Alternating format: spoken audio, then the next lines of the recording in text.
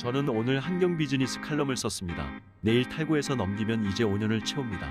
이번 칼럼이 이 잡지의 이 형식으론 마지막일 것 같습니다. 스위스 은행 비밀주의가 어떻게 끝나가는지, 그리고 이상주의자들의 주는 비트코이너의 마지막 현실주의 조언을 썼습니다. 다음 주에 나오면 읽어주세요. 비트코인만 공부해서 비트코인이 이해되면 얼마나 좋겠는지요. 그렇지 않아서 모두 이 모양입니다만. 오늘도 BOA 총재께서 입방정 떠시는군요. 공부 안 한 것 같은데 나갈르도 22 총재가 그러니까 그래도 된다고 생각하나 봅니다. 조롱을 따라하는 걸 좋아합니다. 참고 있다가 해도 되나 해서 하는 자본들입니다. 그보다는 겨울임에도 자국의 인플레이션 때문에 비트코인을 수용하는 아르헨티나인들에 대한 로이터의 르포가 훨씬 값지네요. 링크 댓글로 달고 고정할 텐데 누가 성능 좋은 번역기로 돌려주시면 감사합니다. 번역본 로이터 기사입니다. 비트코인이 암호화폐 폭락에도 불구하고 인플레이션으로 지친 아르헨티나인들을 유혹한다.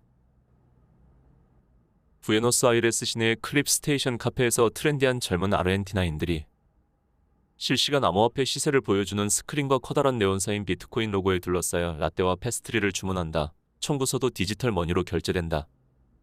남미 국가들의 저축자들이 몇 년 동안 지속되는 고통스러운 인플레이션, 현재는 60%에 육박하는 인플레이션을 상쇄하기 위해 암호화폐로 유입되고 있다.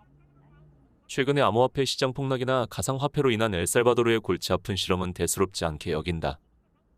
우리가 처한 환경은 사람들로 하여금 암호화폐로 자신의 자본을 지키도록 압력을 가하고 있다. 디지털 화폐의 사용 촉진을 목적으로 설립된 크립 스테이션 카페의 설립자인 39살 마우로 리베르만의 말이다. 그는 대부분의 현지 이용자들이 저축을 위해 암호화폐를 구매하고 있다고 덧붙이며 라틴 아메리카 전역에서 성장 잠재력은 거대하다며 그것은 멈추지 않을 눈사태다라고 말했다. 어메리칸 마켓 인텔리전스의 4월 보고서는 아르헨티나에서의 암호화폐 채택이 12%에 달하고 있음을 보여주었으며 이는 멕시코와 브라질 수준의 2배에 이른다. 최근 체나나버스스 보고서에 따르면 하이퍼 인플레이션에 시달리고 있는 베네수엘라의 암호화폐 수용은 훨씬 더 높다. 암호화폐로의 유인은 현지 페소화에 대한 불신이다. 페소 가치는 올해 달러 대비 14% 절하되었다. 월 200달러로 환전을 제한하는 자본 통제 또한 암호화폐 수용을 자극하고 있다. 연간 인플레이션이 4월에 58%까지 상승했고 올해에는 70%까지 상승할 수 있는 인플레이션율은 최근 테러 USD와 테더 하락과 같은 스테이블 코인에서의 가격 폭락 사태 및 비트코인의 16개월 최저치 갱신에도 불구하고 암호화폐를 매력적으로 만들어주고 있다. 부에노스아이레스 지방의 IT 전문가인 맥드가블로는 최대 환전한도 200달러까지 페소를 환전한 후 잔액을 스테이블 코인과 비트코인으로 저축한다. 그는 페소와 정기예금은 고려하지 않는다. 기본적으로 손실이 적기 때문이죠라고 말하며 60에서 70% 사이의 아르헨티나 인플레이션 대비 30에서 35% 정기예금 이자는 말이 안 되죠라고 한다. 레몬캐시 및 VNB과 같은 현재 암호화폐 플랫폼들은 그들의 사용자 기반이 작년 이후로 커졌다고 한다. 중앙은행은 변동성이 큰 디지털화폐에 투자하는 리스크에 대해 반복적으로 경고를 하고 있고 일부 암호화폐 채택자들은 경고를 주의 깊게 받아들이고 있다. 자영업을 하는 컴퓨터 기술자인 마르셀로 빌라는 현재 비트코인과 이더리움에 수익만 투자한 상태라고 하며 암호화폐에 투자하는 자금 비율을 확대할 생각이다. 하지만 암호화폐 시장을 알게 될 때까지 많은 금액을 투자할 수는 없다고 말했다.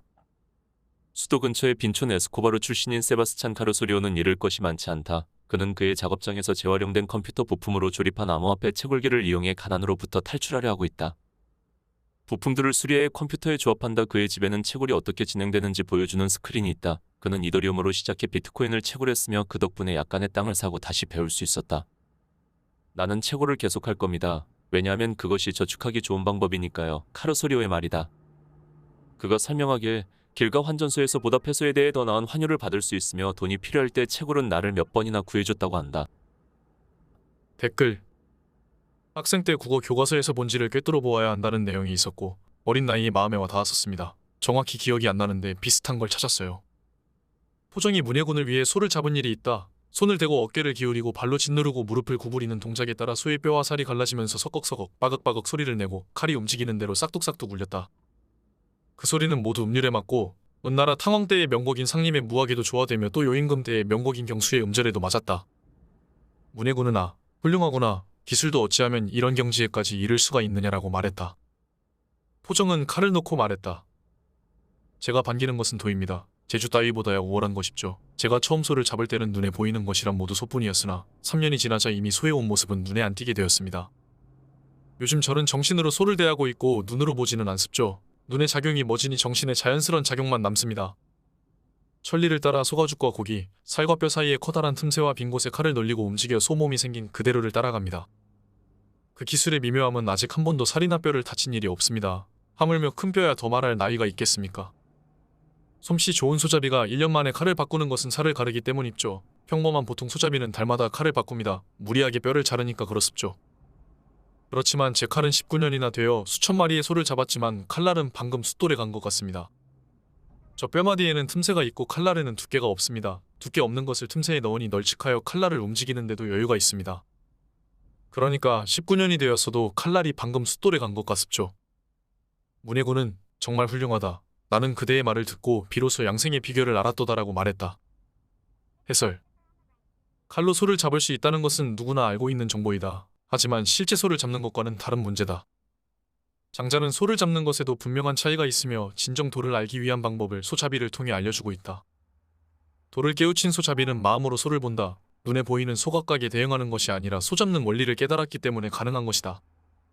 그리고 소장기의 기능과 구조에 대해서 수의사가 소잡이보다 많은 것을 알겠지만 소잡이보다 소를 잘 잡지는 못한다. 즉 많이 아는 것이 많이 생각했다는 것을 의미하지는 않는다. 지속적으로 관찰하고 사고했기 때문에 소잡이는 도의 경지에 달할 수 있었던 것이다. 여기서 도는 비어있는 틈새에 존재한다. 도는 비어있기에 만물을 포용할 수 있다. 그리고 소잡이는 만물의 정해진 순리를 파악하고 그에 철저하게 순응하는 방식으로 도를 터득한 것이다. 자연의 순리를 파악하고 이에 순응하라는 것이 장자가 말하는 도라고 할 수 있겠다. 이러한 장자의 주장은 문명을 건설하고 미래를 설계하려는 주체적인 인간상과는 거리가 멀게 느껴지기도 한다. 어찌 되었든 판단은 우리가 하는 것이다. 저는 오 작가님을 처음 보았을 때 느꼈습니다. 도를 깨우쳤구나. 도를 깨우치지 못한 침팬지 제자,